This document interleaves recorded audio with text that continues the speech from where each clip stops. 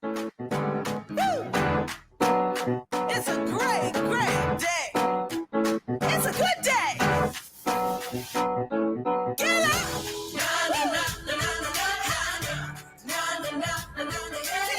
Hello, risers and thrivers. It is a great day. I woke up and I rolled out of We have just celebrated our Canadian Thanksgiving, and gosh, what a weekend it was. It was actually my 10th bonus Thanksgiving after surviving a terminal leukemia prognosis in 2012. So always just so incredibly grateful to get to be alive and to get to be gifted another day. And today, I'm so excited to be here with all of you again in honor today of World Arthritis Day. And boy, do we ever have a show for you today. We are celebrating all of those and honoring all of those who struggle with arthritis all around our great world. And today we have Eileen Davidson with us today, who's a rheumatoid arthritis patient and advocate. And we are very excited to welcome her to the show today. Welcome, Eileen. Thank you for having me. Thank you for being here and on such a big day too for World Arthritis Day. Yeah, and we hope, risers and thrivers, that you have loved the last few shows that we brought you. We had Lexi Taylor here with us, who opened up the conversation about gender dysphoria and all that she's struggled through. And last but not least, we just met with Sam Led, who talked a lot about ADHD and anxiety. Here at Rise Today, we always strive to bring you a variety of shows and really open up on the conversation of hardship, to really serve as a friend for those who feel, very alone as they navigate through hard days, and to share the tools that we can all use to stay the course and to even thrive in the face of the adversities that we face. And Eileen, I just can't wait to hear all that you have to share. Can you take us back a little bit? Being that you're so passionate about sharing your story and all that you've gone through, can you take us back a bit to your life before rheumatoid arthritis? Can you describe a bit about you then? Well, I'm from Vancouver, BC, just like you. I was born and raised in the Lower Mainland, and I have been enjoying, parts of BC like everybody else from here. I used to go to concerts all the time, or we have tons of places where we can go hiking. I worked as an esthetician in some of our top salons and spas. Amazing. And I didn't really at that time think too much about my health or how it would really impact me, or that there was a community of researchers, doctors, and chronic illness patients out there that I would be tapping into. When I was only 29 years old, when I was diagnosed with rheumatoid arthritis. 29. Wow. So before this, always like out in the backcountry of beautiful British Columbia, like you're saying, we're so lucky here just to have this backyard of mountains and beautiful terrain to explore. And sounds like you lived and owned every second of it. Yes and no. I do think that my diagnosis made me live it a little bit more. I took a lot maybe for granted before my diagnosis. My diagnosis definitely opened my eyes a lot to starting to actually do the things that I really wanted to do, and different things than what I was into before my diagnosis. Before I was at every heavy metal concert possible, or, checking out craft breweries and things like that, where that's not really part of my life anymore. I barely even drink, and I'm more checking out the mountains and more, the nice restaurants that we have to offer healthy foods and things like that. Beautiful. I can't wait to hear about this transformation. So you're 29. And what do you start feeling at 29 when you're diagnosed?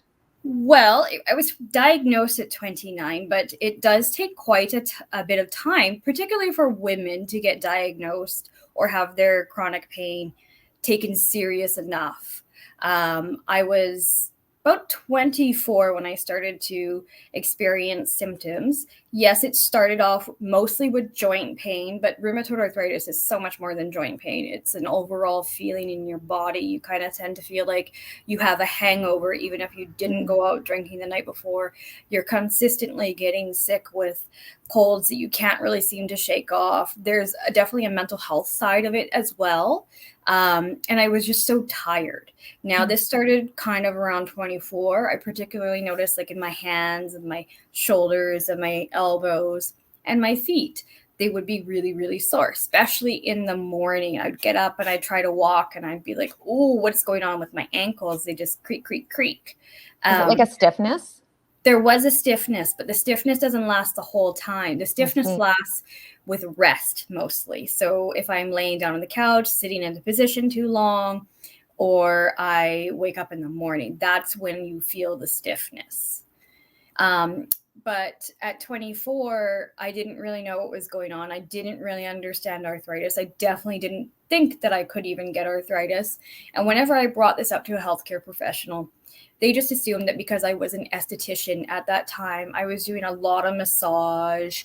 I was hunched over doing pedicures, and I wasn't exercising. I didn't know how to. I was in pain, so I didn't really want to.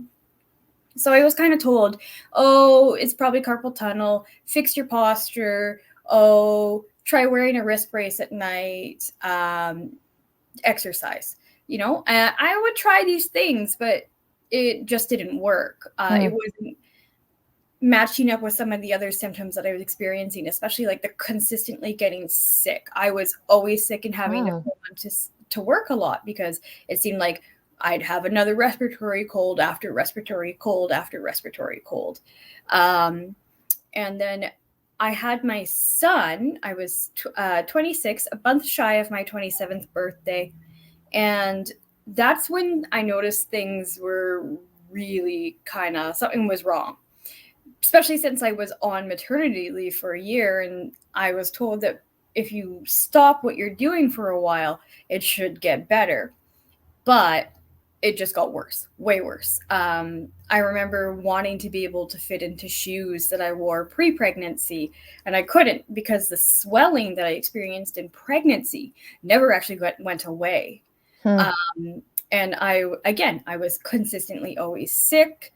My depression was extremely bad, which I thought was just postpartum depression, but it was definitely a lot more than just that going on.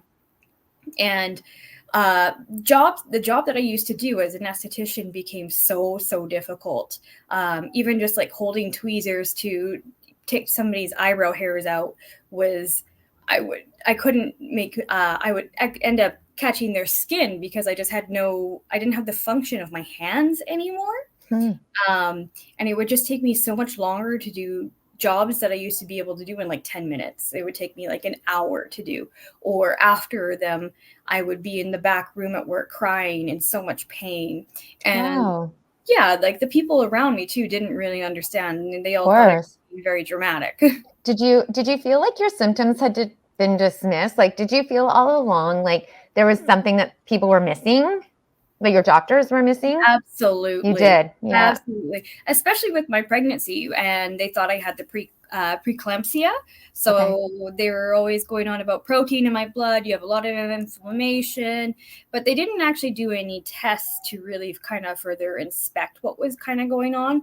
They just had me go into the hospital every few days, get tested, make sure the baby was fine. But I was also... every time I was going into the hospital, it was a different doctor. And then no consistency. Yeah. And not all doctors are created equal, unfortunately. So it took me advocating for myself to actually say, hey, this pain that I'm feeling, this doesn't feel right. This isn't normal. I want tests. And I remember asking my doctor at that time for a rheumatoid arthritis blood test because I did have a family history of it. Now I have an aunt who had been living with rheumatoid arthritis for as long as I can remember. And also as long as I can remember, I never actually saw her walk. She had the bent fingers. And so she really suffered greatly from rheumatoid arthritis. However, even though I saw that, I didn't understand what she was going through. And I remember other family members of mine not really understanding what she was going through. Some were kind of empathetic and some were like, well, if she just tried harder, kind of things like that. So again, like it could be hard for women, especially to get our pain taken seriously. And it can be really hard for people with arthritis to get their pain taken seriously because it's often brushed off as something that's not serious. Yeah, it sounds like you literally had to ask for the test to confirm it, which is quite shocking. Like anywhere along the way, did anybody ever ask you, physician-wise, did anybody say, hey, Eileen, is there a history of arthritis in your family of any sort? Nobody even seemed to have asked you that until it was so far progressed that you're like, please just give me this test. Mm-hmm. It wasn't until I asked for it. Yeah, you must have been really frustrated. Oh, you have a history of this. And even at that point, my family doctor, and no family doctor should ever say this, said, well, you're awfully young for arthritis and I don't see any swelling. So it's probably not RA, maybe fibromyalgia. And I don't think any doctor should ever say you're too young for arthritis, because that's not the case. Children can get it at any age. There's well over 200 forms of arthritis to catch as well. So being that I was 29 and in that doctor office asking to be tested, and even though I didn't have huge swollen joints, it doesn't mean that I didn't have inflammation and I didn't have rheumatoid arthritis. You can have no swelling and have RA. Well, you're preaching a message that we really advocate for on this show, and it's to really we always have to be our own best advocate, right? And if we're not getting those answers, we need to keep questioning. We need to see other doctors. We really need to be our own best advocate, because we know our body's best, right? And we kind of know when something isn't right, and we really have to keep being that advocate. And it comes across sometimes as being a bit pushy, but to be honest, if I hadn't been my own best advocate along the way, I wouldn't be here today. Mm-hmm. Right. And we really need to grow our strong voices on this path. And it sounds like you've done just that. I really admire you for that. Mm-hmm. Yeah. And it's not even just the pushing for the tests and for doctors to listen to us, but it's also to educate ourselves and do our own research. Yep. So to really understand what we're going through, as scary as it is to go through something like rheumatoid arthritis or leukemia, but to really understand like what we are facing and everything that we need to do. So there's definitely a lot that comes into being your own advocate. And it's not just saying, I want this test, I want this done, I want someone to listen to me. You actually have to advocate inside yourself. Yeah, 100%. And I'm really passionate about this show in particular today, because even growing up, I had two really close girlfriends, even in high school, who both walked with canes, because one had juvenile rheumatoid arthritis and the other one had lupus. And so it's a really important conversation to have, to shed that awareness on what others go through, and that they're just not, they're really in pain, really struggling. It's not just that they don't want to exercise, right? And the awareness of what others struggle with is so, so, so important, and the compassion that we all need to have. And so once you got the diagnosis, how did you feel at that point, hearing those words? I think everything kind of just became a blur when I was told that I have rheumatoid arthritis. It was kind of like, well, what does this mean? And I had to go through an extensive kind of grief process there. So there was a time where I was angry at everything and everyone, the whole world. Then there was a time where I just wanted to ignore it and pretend it wasn't there. And there was a lot of self-pity. And so it was a process of trying to accept it. And then when I was also diagnosed with osteoarthritis a year after my rheumatoid arthritis diagnosis, so I was about 30. And it was kind of hard for me to accept that I was 30 and I had two forms of arthritis. This is before I even had gray hair or wrinkles. So it just kind of flipped my whole world upside down.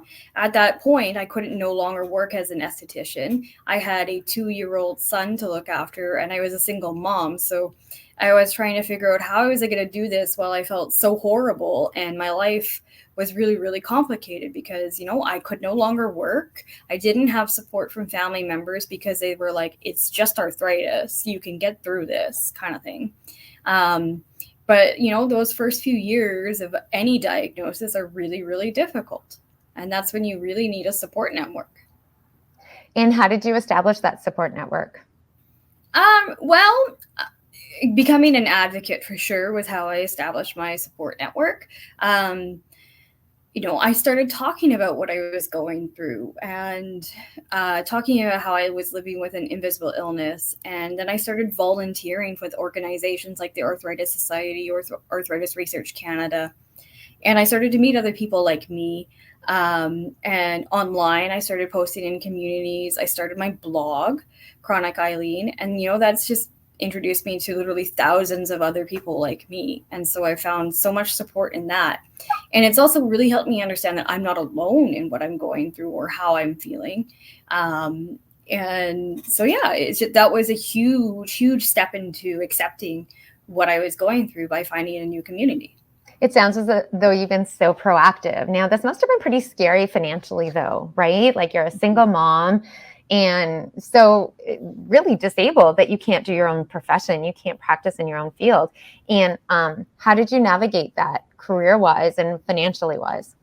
Well, at first it was definitely difficult. You have to be smart. So getting a roommate to help with rent, and then just figuring out where's the cheapest places to shop, what do you actually need, what you don't need, getting onto disability, and being creative, participating in research that can sometimes give you a little bit of extra money here and there, or my writing or advocacy, things like that. So it's been difficult, obviously, because Vancouver, BC kind of is not exactly the cheapest area to live in. Yeah. So it's just making sure that I have that support network, and that I'm smart with my finances. And how old is your son now? He's 8. And how is it taking care of him? He must be a busybody. Well, I'm lucky that he's very, I guess I would describe him as a quiet, calm child. Beautiful. Is very good when you live with a chronic illness, because some children are just full of energy. And unfortunately, with a chronic illness, the energy does not match up with a young child. But he's extremely understanding. Just before this, we went for a walk together, and I was telling him, like, you're helping take care of me today. And he's like, how? I'm like, well, just by going for a walk with me, being my walking buddy. But he's really understanding. Like, he knows, like, if mommy's in pain, then we need to rest, or if I'm tired, to give me my space.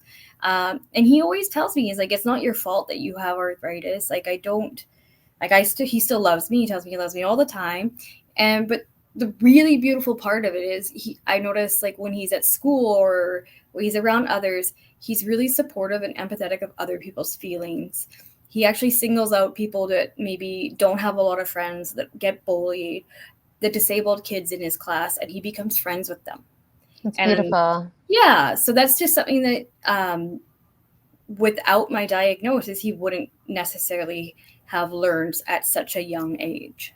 Yeah, I had felt so much guilt when I was first diagnosed with leukemia, and just that I was robbing my children of their innocence in so many ways, and obviously it was a hardship that on so many levels, I wish I could, not have exposed them to, but on the same side, gosh, they've just developed such resiliency themselves. And I too agree that they too have developed so much empathy in a way that they never otherwise would. And they see the gift that lies in each day as well. And they say that kids that experience, resiliency grow up to have the most success in life because they have those foundational tools as to how to rise in the face of adversities, because we're all struggle with adversities that come our way, big, small, every day, right? So it's hard though, because as moms, I think we do feel that guilt originally, but we always have to look to see the blessings of how it does really serve them. And they just become so much more rooted, I find, too. Mm-hmm. Yeah, I would definitely say that the mom guilt that comes with living with chronic illness is one of the most difficult parts. Yes. To deal with. It comes up when you least expect it, when you don't want it to happen.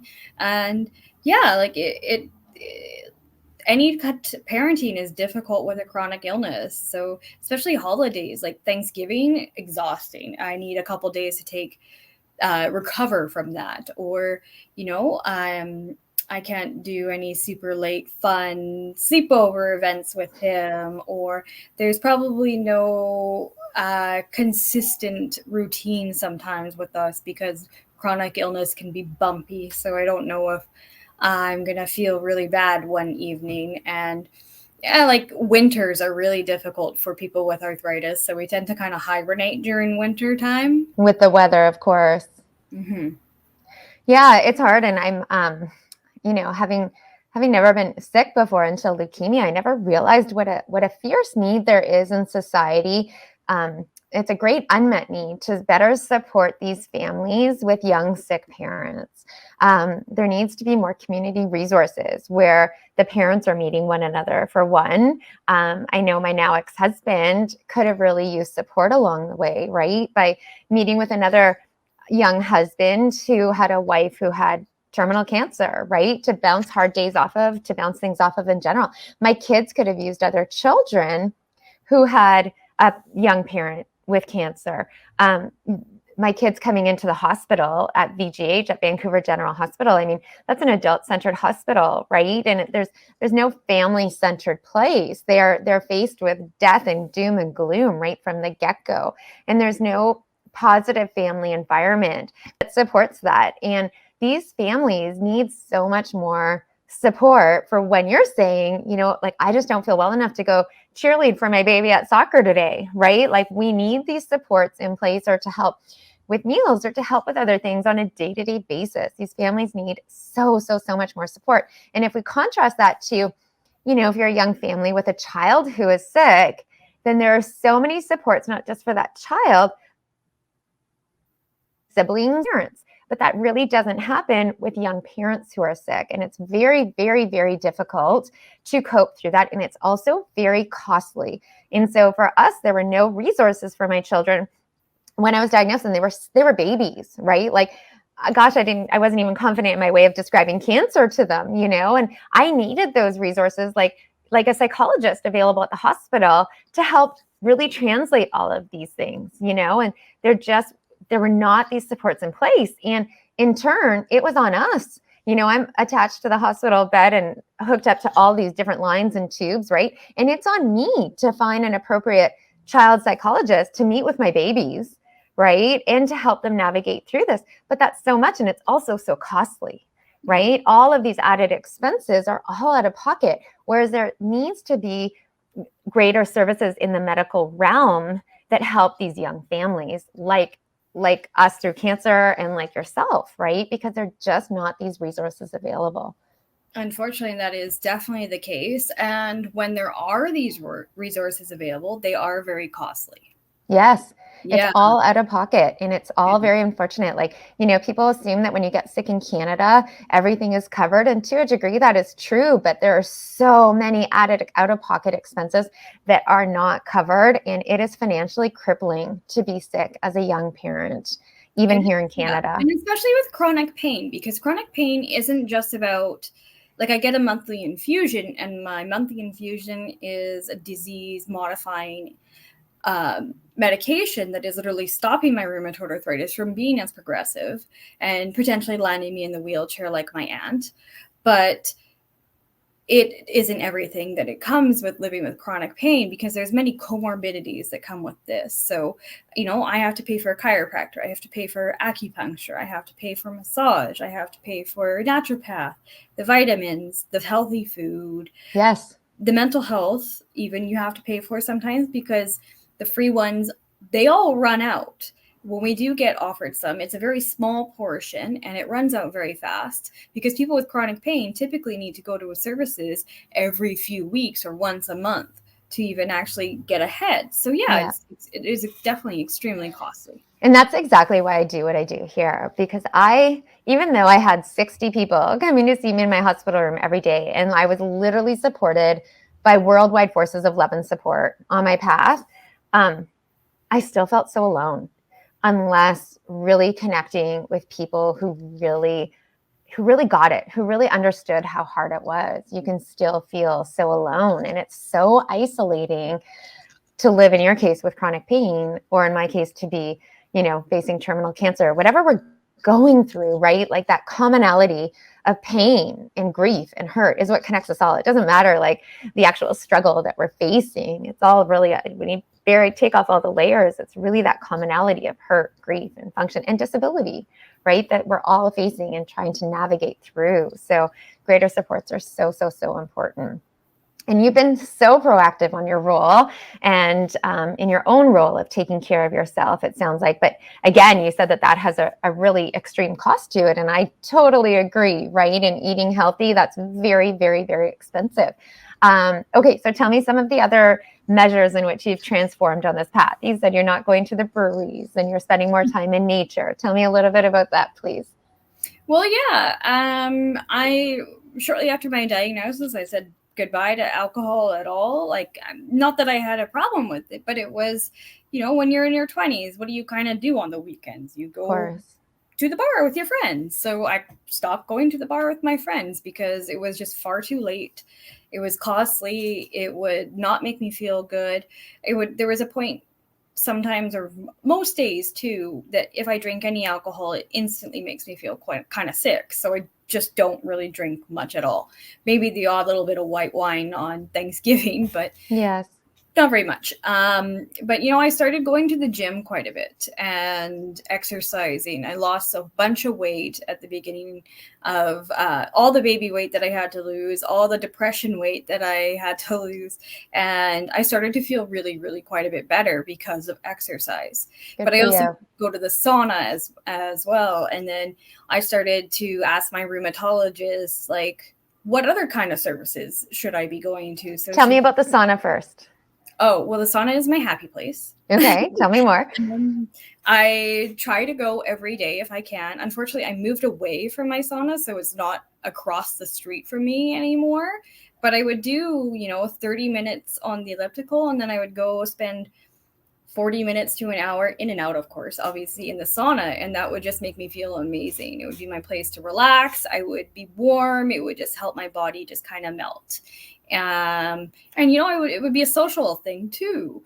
Being on disability, the only time I would really be going out was if I was going to doctor's appointments or going to exercise or the sauna. So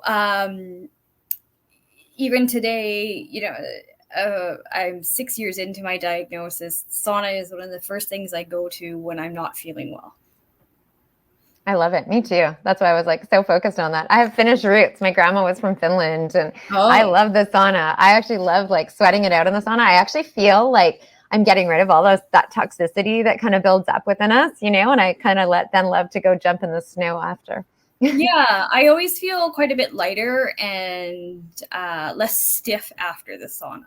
Yeah, that's great. It has so many benefits. Yeah. Have you ever been to Art of Sauna? No, I've heard of it though. Well, you need to go. Okay. I love it. I'll check it out for sure. Thank you. Okay. So then you were asking your physician about other things that you could do. And where did that lead you? Well, that led me to a clinical social worker, psychologist, physiotherapist, occupational therapist. I think that was the first round. That was really good. It was also really important for me to treat my mental health as well as my physical health.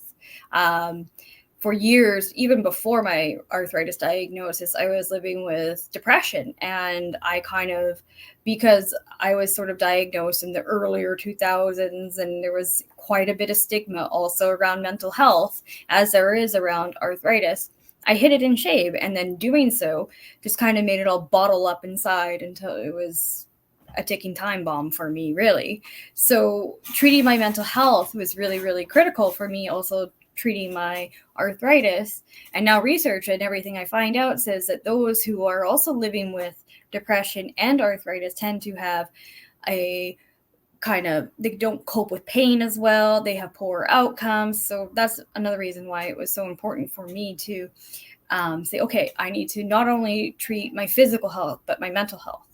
This is so powerful to you. And I had a few of the same awakenings in the sense that I've always been a very upbeat, positive girl. Things have really just worked out, right?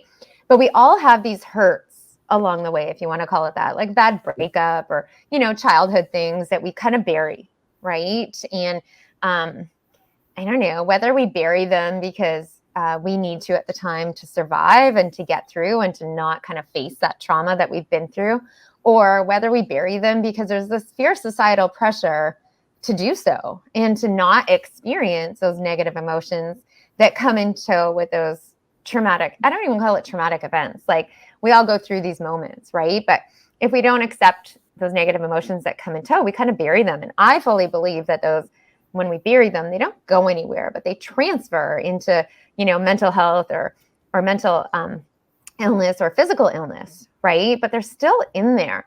And so it was a really powerful moment for me, because when I was really sick, I told you I had all these 60 guests coming to see me every day. I was like the hostess with the mostest, right? Like trying to even bury the fact that I had leukemia. Like, come watch me on my exercise bike. What can I get you from my water fountain?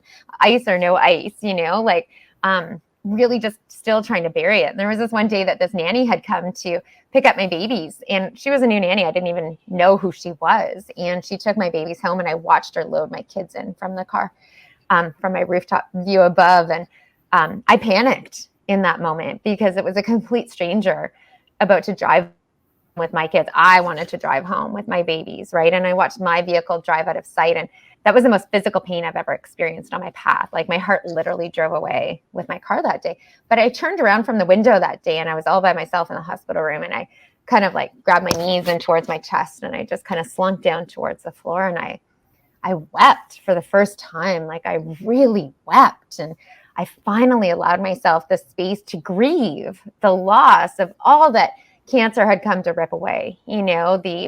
I had to miss my oldest, his 5th birthday party that I had planned for months. We couldn't go on this month-long family vacation. There's so much. I had abruptly stopped nursing my youngest. But all these things that I had previously been like, oh yeah, it's fine. It's just a blip on my path. I'll be fine in no time, right? And I didn't just start to cry about the fact that cancer came to take so much away, but I finally let myself have this safe space to really express the hurt of all that I had buried previously, with little traumatic events along the way. And it was the first time in my life that I had allowed myself the space to do so. And it was so healing, and it was so freeing. I think I cried for 4 days, to be honest, and I didn't stop. But in today's world, society doesn't promote that still today. And even in the hospital setting then, that's when all the team psychologists came rushing in, and psychiatrists came rushing in, and they're like, I heard you've been crying. Like, I'll prescribe you anything you want. And you really have to advocate. That word advocate again comes up. You really have to advocate for yourself to create that safe space to feel those raw emotions, because I just needed to let out that hurt, right? And doing so was so freeing for me. To be honest, I think it was probably one of the biggest things in my success. I don't know why I'm here today and why I survived a terminal prognosis, but I think that's one of the biggest things in my success. And it's so interesting that you talk about that even with arthritis, right? And the mental health behind that and how that all forms. And, when we take a proactive role in our health, how important it is not just to treat our physical selves, but our mental health and like the whole being as a whole, which it sounds like you did. Mm-hmm. Yeah, no, I definitely did something very similar to what you did.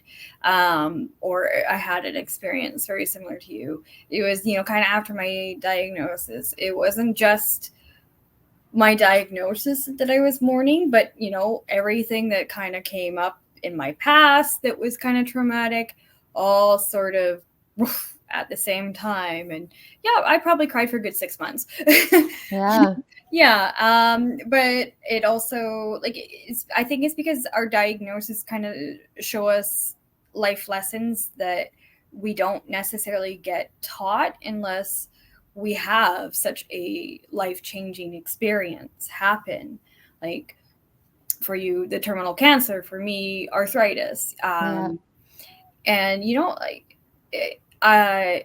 there was a change in me after that too. I became a lot stronger in myself, having a lot more love for myself, started to focus more on self-care, saying goodbye to people that were just not good for me, realizing, even there was immediate family members I had to cut out because they were toxic to me.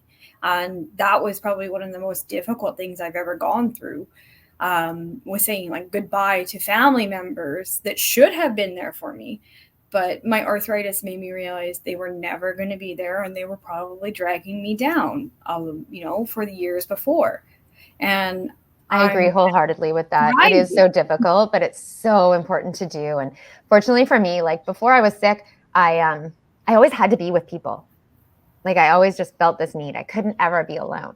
And I think one of the biggest gifts for me on my journey is this gift of loving to be with me, myself, and I, and this gift of enjoying my alone time and needing my alone time. And now my basis is always, because I enjoy my alone time so much, like, does someone else in my life augment that? Because that's what it needs to be now, right? And it needs to lift me even higher.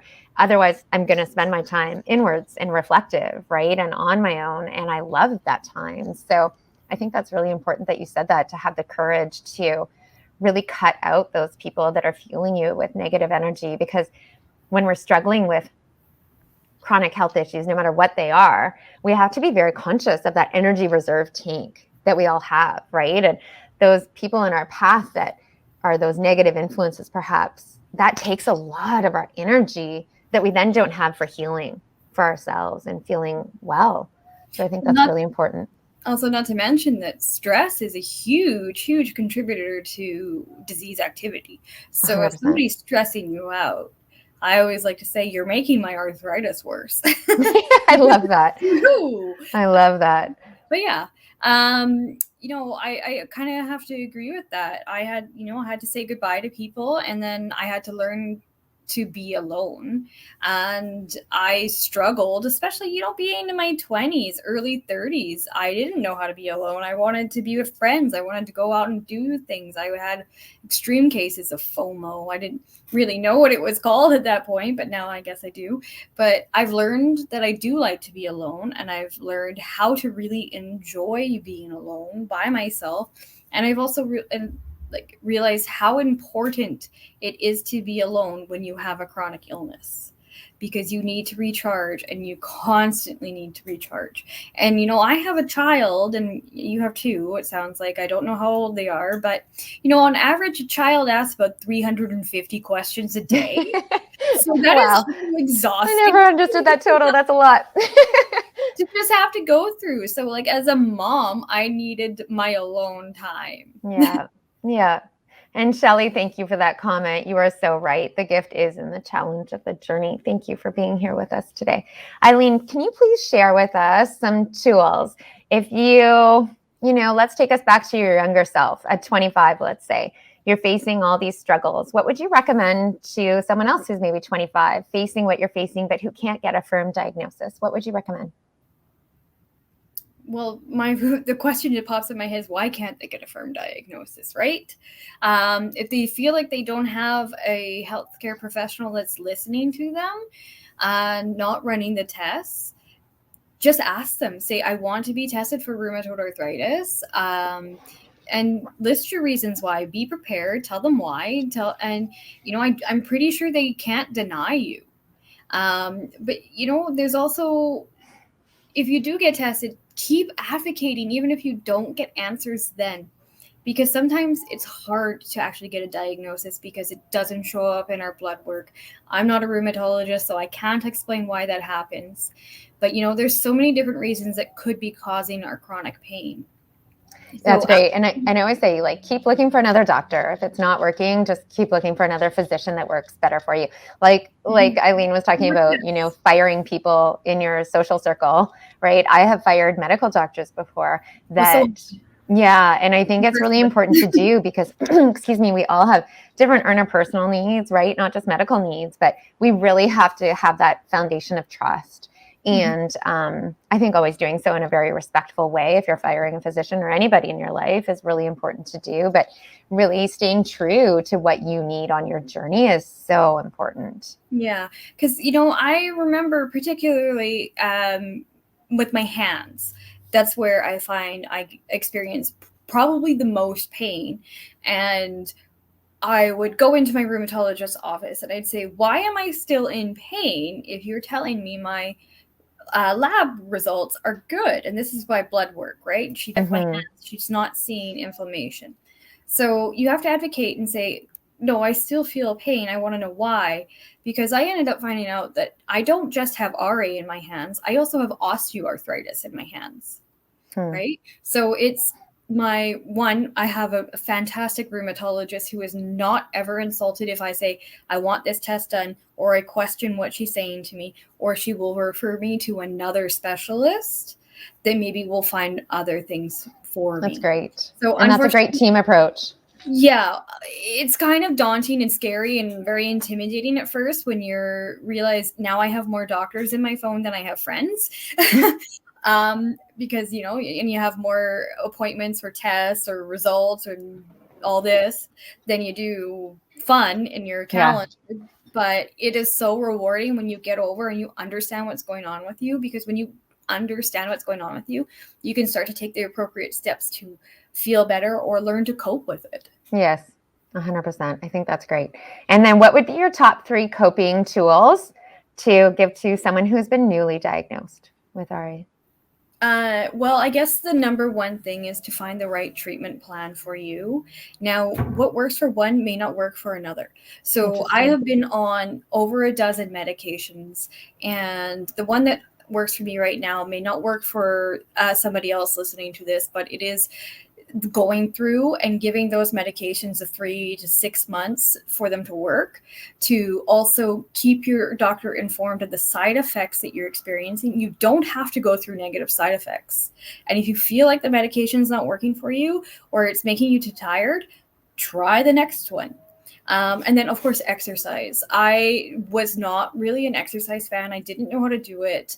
I didn't love it. But now I love exercise. But it's because I also found the exercises that I love to do.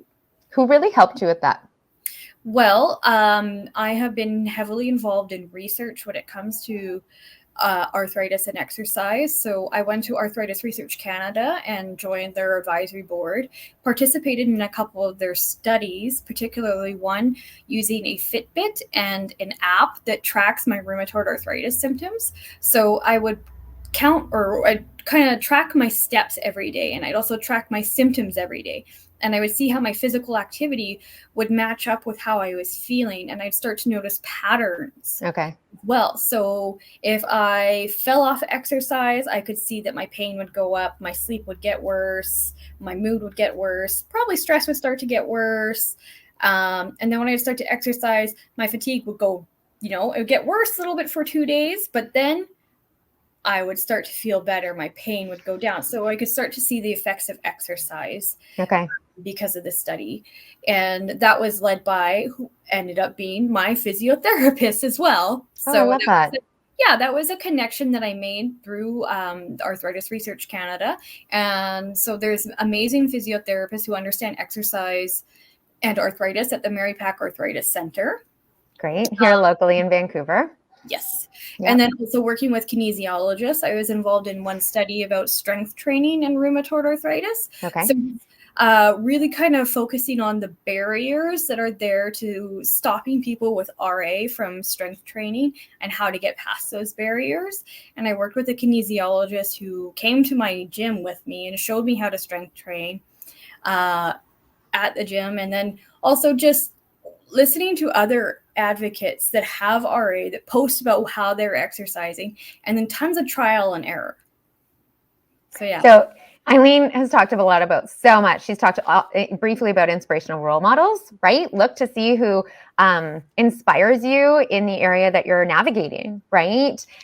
Taking charge of your own health and wellness. Like, just listening to Eileen, she's educated herself on so many different fronts, and she's taken such an active role in affecting change in her own circumstance, which really summarizes exactly how we take back our power from adversity and hardship. Again, whether it's rheumatoid arthritis or cancer, these tools are powerful. Eileen, I just want to say a huge thank you to you today for being here and for being with us.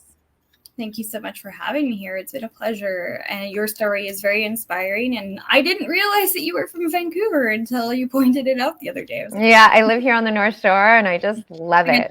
The background. Yeah. I grew up in Northern Ontario, and I came out to do my undergrad at UBC a million years ago, but I just feel so blessed to be here. It's just, I love being here in Vancouver. We're both so lucky.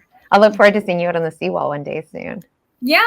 Actually, that was one of my biggest, I guess, triumphs over rheumatoid arthritis was And when I was participating in the STEPS challenge study, I actually walked the whole seawall from Granville SkyTrain all around to Waterfront SkyTrain. And it was about 27, almost 28,000 steps. Not a girl. Counted in a day. And, I was definitely wearing the wrong shorts for it, but it was worth it. And it was amazing. And, just being able to do that, because there was a time in the beginning of my diagnosis with RA where I could barely handle walking, the 5 minutes to the SkyTrain station or one flight of stairs. Wow.